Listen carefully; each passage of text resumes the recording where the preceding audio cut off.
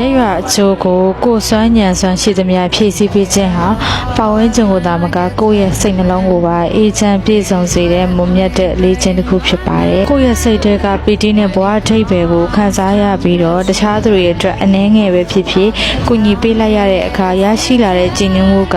ဘယ်ရာနဲ့မှမလဲနိုင်တဲ့စိတ်ချမ်းသာမှုကိုပေးပါတယ်။ကိုယ့်ရဲ့တရှိမှုကတစုံတစ်ယောက်အတွက်အထောက်အကူဖြစ်စေတယ်ဆိုတဲ့အသည့်ဟာမိမိကိုယ်ကိုတန်မိုးထားတဲ့စိတ်ကိုပုံမခိုင်မာစေပြီးတော့နေ့ရက်တွေကိုအတိတ်ပဲရှိစေပါတယ်အားလုံးအတွက်နေခြင်းစပွဲပတ်ဝန်းကျင်ကောင်းဖြစ်လာပြီးတော့လူတိုင်းကကိုတက်နိုင်တဲ့ဘက်ကနေရက်ရွာအတွက်တထက်တအားပါဝင်ကြတဲ့အခါတကူရီတက်တာယုံတာမကအားလုံးအတူတကွတိုးတက်ပြီးပျော်ရွှင်အေးချမ်းတဲ့အတိုင်းအဝန်တစ်ခုကိုအတူလက်တွဲဖန်တီးနိုင်သွားပါတယ်ရှင်